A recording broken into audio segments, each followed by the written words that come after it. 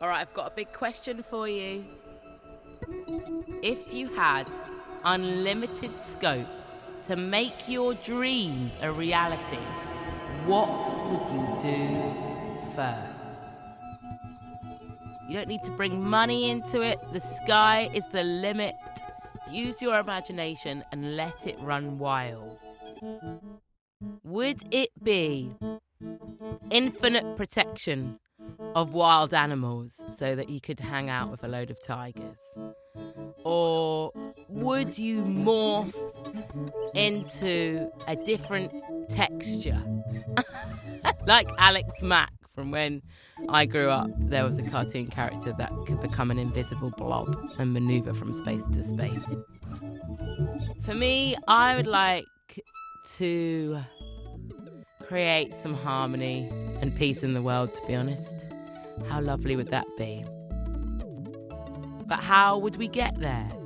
This is why I have recruited the minds of some of the most innovative, out there, weird, wonderful, brilliant, progressive, and fun thinkers in the dream space.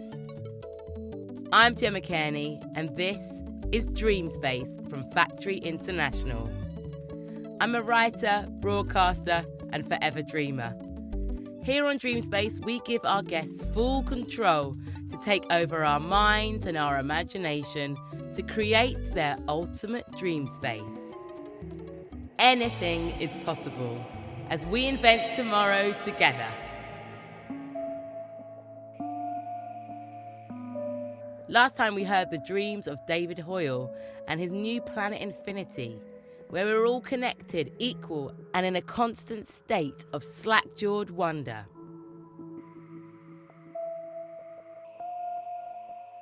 Today we dream with Benji Reid, a pioneer of hip-hop theatre turned award-winning photographer and educator. This space is about nakedness, open nakedness, so that you don't necessarily need your picture being taken, because you're just remembering. Benji trained as a dancer before forming his hip-hop theatre company, Breaking Cycles, which has toured globally. His work focuses on the intersection of race, nationhood, and gender in particular, the Black British experience, Black masculinity, and mental health. Benji Reid's show at the 2023 edition of Manchester International Festival, Find Your Eyes, invited audiences to watch him craft his photography in real time, blending theatre and dance with photography. Ready to dive in? Let's see what Benji's been dreaming up for us.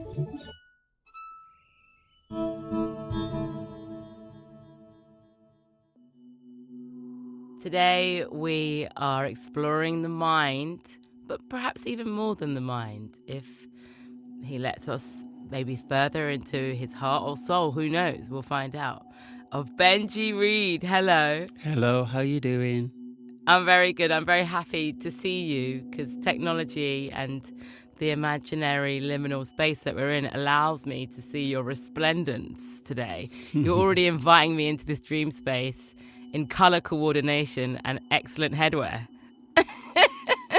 My little fez. I love it. I love this fez with a tassel. Fantastic. In fact, that brings me perhaps to this initiation phase. Welcome to the dream space. Are aesthetics and visuals and style very important to you when it comes to presenting your imagination to the outside world? Absolutely. Being dyslexic, I frame my world and read my world through visual images and cues. So when people are talking, I often have flashes of many images as they're talking. And sometimes it can get kind of quite overwhelming, but visuals just seems to be the way that I navigate the world. Style has always been a way of me expressing myself, even as a teenager, or even younger than that, actually, when my mum used to dress me up for church, and seeing and feeling the response from the other congregation, sort of like, oh, people take notice of you when you're dressed in a particular way. And I feel like that always fed into me making a statement as a young dancer, because it's just an extension of my personality, really, and that's why I can pull off a fez today with a bright orange jumper. In terms of that almost eccentric explanation of how you move through the world and think in visuals, how does that apply to your actual dreams? Do you dream and live in an imaginary space? That's interesting because my work's often conversations with dreams I've had. So there's a whole body of work called Laugh at Gravity. If you go on my Instagram, you'll see a whole bunch of work that was made during the pandemic. And it's me in this psycho-imaginative space. And my studio was built downstairs, so I would go from a dream state and I could actually start shooting at about 4 o'clock in the morning. So I could go out of dreams into a space and actually go into this whole meditation, movement, photography, playing with objects. So it all became one. How often do you think the tool of dreaming and meditation comes into the practice of the artist, despite form or discipline? I think there's something so compelling about us being with ourselves, or half asleep even, like looking at actual timing logistically, to be able to access a point of freedom to express oneself. So there'd be times when I would get frustrated in the home studio and things weren't going well in the shoot, and rather than lash out at my equipment, because I was that frustrated, I was too poor to actually lash out at my equipment, I kind of went upstairs and I would go to sleep, but I would go into this liminal space and I would have this half sleep, half awake, pondering the issues in and around what I was shooting. And I would allow my mind to really open up and to float and to move away from the confines of my physical space in my home studio. And that's where I could solve a lot of problems. Once I took my foot off the pedal, once I stopped trying to produce something, other things were allowed to kind of enter my imaginative space. So I really love when you're in that, very conscious that you're dreaming, very aware that you are playing with consciousness and allowing something else outside of your knowledge to enter. So you're not approaching it from a logical point of view, but you're allowing your emotions to colour and shape where you go, which I find a really beautiful space. I'm kind of in a really interesting space now where I'm not making work, I'm purposely so, because I feel like there's something really, really big on the horizon for about another 2 years. And what I'm doing now is I'm allowing all of the stuff that's happening in the world just to kind of enter through. Sometimes I take notes, sometimes I gather images, quotes, and I'm just allowing it without no determining direction. And how does that feel to be in that float? Because you're still active and creative, as you say, like collecting and sourcing, but at the same time there isn't a briefed end point. Is it a positive feeling to be in that float, or is it a little bit scary? No, I'm too old to be scared at this point. Because I know what it is. I know what it is. So me not making work is a choice. It's not like I feel like I've been forced not to make work. I understand that I've just made a piece, Find Your Eyes, that's just been on at Manchester International Festival, and that's been a labour of love for a good couple of years, and that now is going to be delivered to the world. So there is ongoing work, and to maintain that and to keep that on the road is a mammoth task in itself. But in the background, the programme is going, okay, we don't have to force anything. And it's that thing of not forcing. So I can collect, discard, And it may be one thing that will take me on a complete tangent, but I don't have to force it at this point in time. It sounds very beautiful and a place that I would quite like to explore more. And I'm interested as to how this space that you are creating exists for potentially others, this dream space. So I've been trying to work out where it is, and for everybody, they've got an old library, an old children's library, but it can be any library that the viewer imagines, but it has to be their old library that they visited as a child. And as you walk through the doors, there's no floor. So as you walk through, you're straight into space with no gravity. And there's these huge red trees that are just floating in space. And underneath it, there's just cloud. The space, as it opens up, it's just filled with all of these big red trees. And each of them are of every soul that has visited the earth. And if you hold the red tree, because you can navigate and find the people that you want to visit. And as you hold the red tree, you get to live their life. You're no longer in physical form.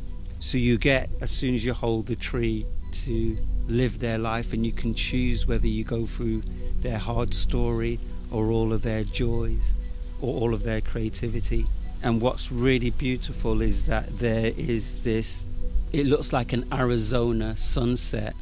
So you've got these oranges and beautiful blues that are kind of graded almost like a Mobius picture.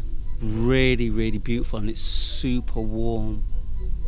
I'm interested in how you define a great soul. I love this idea that we would weave an empathy that was so great and mighty that we may never have experienced anything like it before. But in this world, how do we overcome the intricacies, the light, the shade? Like, what makes the great soul? Is it people in history that have been revered, or family members, ancestors? Who are these souls? They can be any. And the beautiful thing is you can go down your own family tree. You can actually go all the way down to your family tree. So the souls are not based on achievements, because we're not dealing with worldly things. Because every soul is a great soul. Everyone has a great arc in their life. And you can go down to Maya Angelou, and you can go to James Baldwin. But also you can go to the ones that don't have the names as well. The ones that inspired the Mayas and the James Baldwins. So the beautiful thing about it is that there is no super importance, because the reason why you're going there is because you're planting the seed for your own red tree. So you join this forest. It's not defined by great work. It's just by the act of being sentient.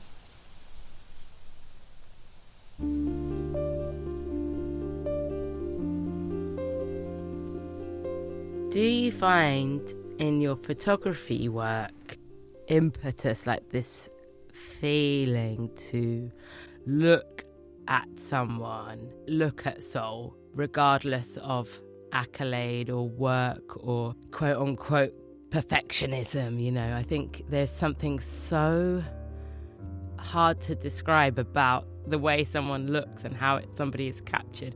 Like, it perhaps gives you that superpower to see great soul regardless of the write-up. At the very beginning, when I was starting to discover photography, what was really beautiful is that people would volunteer to shoot with me. And what I would do is I would hold this session with them, and I'd get them to talk about their lives and their stories. And they'd talk about their joys and their pains. And then they'd hit on something that was a real truth, that was real present. And as their face started to change and their body started to change, that's when I started to shoot. Because I was capturing something real special that wasn't posed. It was that something had arisen in them. And as it arose, that's when I pressed the shutter It was kind of part counselling, part meditation, part photography. But what I was trying to do was elicit something that wasn't about them. Because we all have a way in which we want to be presented to the world. And I was like, I like that, but I'm more interested in stuff that's in between, in the grey stuff in between your poses. I'm interested in that moment. And if that's being pulled up through an emotion, then I'm interested in that. So in one sense, you get to see people's souls and their energy.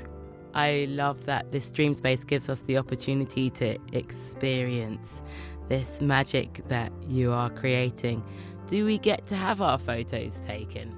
There's no need for a photograph. There's no need, because the thing is, it's all about feeling. If anything, you're allowed some mushrooms. It's a space where you remember more than what you look like. It's about remembering. Because we forget who we are a lot of the times. As artists, as people, we forget what's really true to us. And sometimes we get so caught up in the act of being, doing, presenting, must remain relevant and all of this stuff that we get pulled away from our true heart. We become this avatar of ourselves. And this space is about nakedness, open nakedness, so that you don't necessarily need your picture being taken. Because you're just remembering.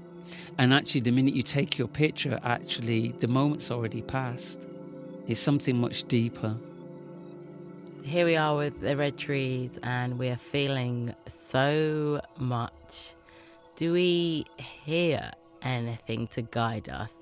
At this moment in time, there's no words. There's just things that kind of are in sync with your breathing and with your energy.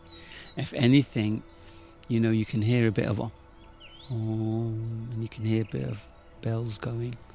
But it's about alignment. And I feel like everybody that comes into the space brings their own catalogue of music. They get to hear what they need to hear at that time. So in one sense that I don't have to prescribe. You come there with your history and you come there to remember. And your music that you remember is part of what you need to guide and open up.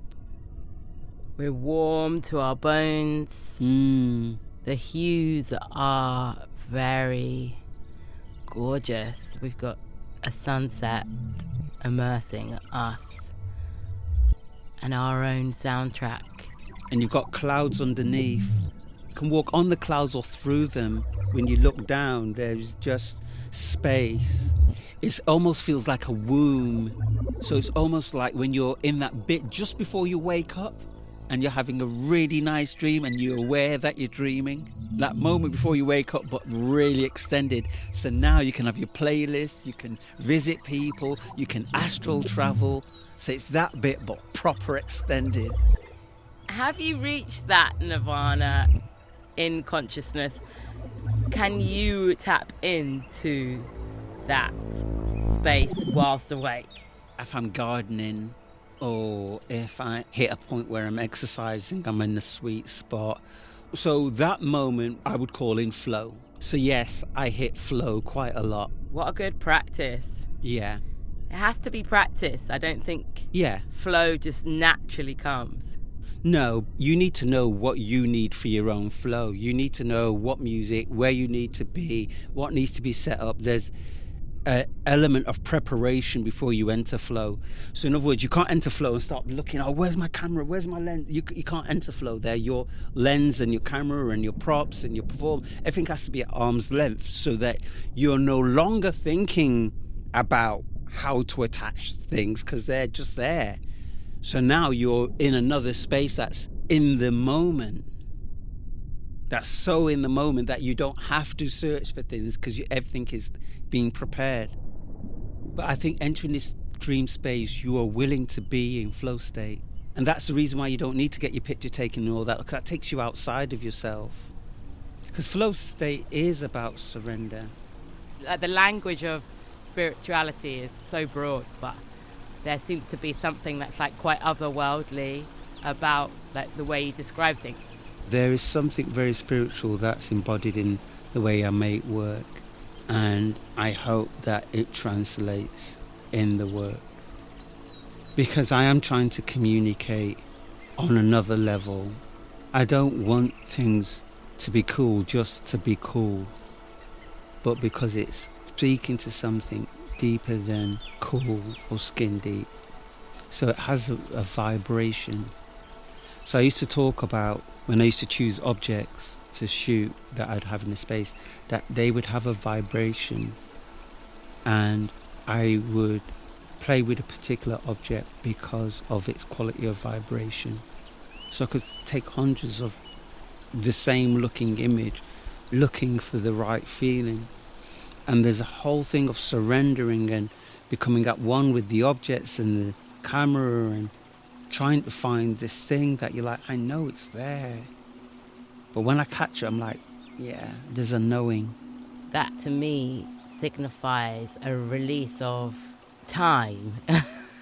And then it makes me think about time travel, of just this idea of particularly Afrofuturism, but futurism in general, and feeling in flow when not rushing, but just feeling the vibration, the frequency, the object, the moment. Yeah, because I work in my own studio, then I don't have a cap on how long I need to be in the space for. And if I'm in a true feeling, then I only stop when I'm hungry or when I need to sleep. The only thing that's really important is the shutter speed, in terms of what moment I capture, and whether it's 120th of a second or is it 70th of a second. Is it slightly blurry? Is it really sharp? So I'm playing with time there. And then there's the other time in which I'm occupying the world and going, but I can let that bit of time do its own thing. So I control one bit of time and let go of another. In your dream space that we are experiencing right now, vibrating on the histories of soul, which is just so profound. What is time? Is there any kind of parameter of how long we spend here? You go there because you need to heal. You go there because you're ready. And you can be there for as long as you need to be. Because what's really interesting is, like I just said to you, it's that bit before you wake up and you're aware that you're dreaming. It's just that bit extended. And that's why it needs to be warm, because you need to be under a duvet or in a womb. So now you're like, I'm not hungry, I'm not cold, I've got everything I need. So now I can really explore what is it I really need. So time is irrelevant. I just know that I'm at this point where I don't have to rush. I'm at this point because I know who I am, and I don't have to rush. So what's happening now is that my mind is doing a lot of processing. It's processing a lot of stuff. There's a lot of stuff going on without us being so specific. You know what I mean? There's a lot of shifting that's happening energetically in the world. I get overwhelmed with it all, and I want to come out and I want to scream and I want to do this and I want to make work, and I'm like, it's not right. I'm just not at the time to make it. Are we all able to unlock our expression and truth? Like, is that one of the main components that you are offering us? This truth, this sense of self. When you are ready. Yes. Because you don't just haphazardly just walk into this library and it all just kind of... You have to be ready. And that's why it's anybody's library, anywhere. And at one point you walk through the library and you go, oh, wait, I'm here because I'm ready. Everything that I'm doing, everybody can do. But you just have to believe you can do it, but be ready, be prepared. This is an open space to see yourself again. Wise Benji, everybody. You're just going to witness so many things, and some of them aren't going to be pleasant, but if you're ready, then you're going to go through it, and it's transformative. And I'll say something, I feel like as an artist, I've died so many times and had to be reborn. And the 10 years that I was away from theatre and lost my company and everything, my two daughters, Carla and Luna, they were my guides. And of course, my friends, Carol Moses and Steve McLean, these were the people that kind of held me through that journey. But I had to die to be reborn again. So I had to let go of performing on stage and doing this and becoming somebody. So I had to become a non-entity and then find myself again. And I would love the offer for the library to be about death and rebirth. I would love it to be really transformative, and you go, wow, my God, I could have stayed in there ages just feeling these other beings. Because sometimes it's like whichever favourite writer, you're like, oh my God, I want to go to Maya. I need vibes from Maya. You go to Maya. God, shit, man. Tommy York, he's still alive. Go to Tommy York. Like, oh God, what? Shit. You know what I mean? You know? I love that sensibility of being ready, because the healing journey is forever, really. Like these concepts of time and being ready, it's a feeling, and you know. It's a knowing. That's why time is irrelevant in this space. It's just a know. You know, like sometimes I meditate and I do have a timer, but sometimes I'm like, oh, I'm finished now. I only did 3 minutes. It's like, finished now. Right? You know, just sometimes when you just know that moment, you just needed to be there, sit still for 3 minutes. That's all I needed. So that's why. And I feel like we all know when we need something. And some people go to nature, but we know when we need to switch. Sometimes we don't know how to, but we can feel it. And that's when you go to this library space.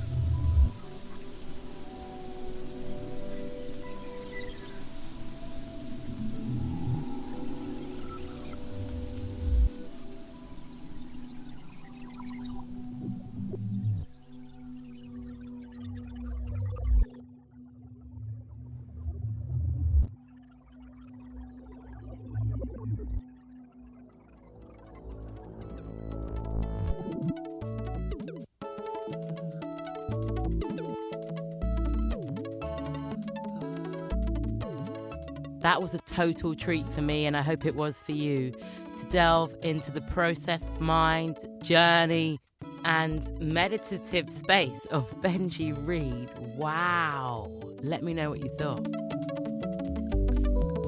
I'm Gemma Cairney, and you've been listening to Dream Space from Factory International. Today we've been dreaming with Benji Reid, and you could join us next time to hear the artist Ryan Gander's Dream Space. If you enjoyed this episode, make sure to like and subscribe to this podcast.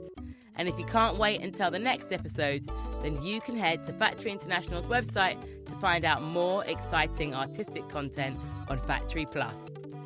You can even catch up with some of the dream spaces that we've already visited in this series, from Zoe Ashton to Hatain Patel and David Hoyle. And if you've just discovered our dream space, where have you been? Why not check out our first series? There's previous guests on there, including S. Devlin, Jen Nakuru, Lem Sisay, and Maxine Peake. Until next time, keep dreaming.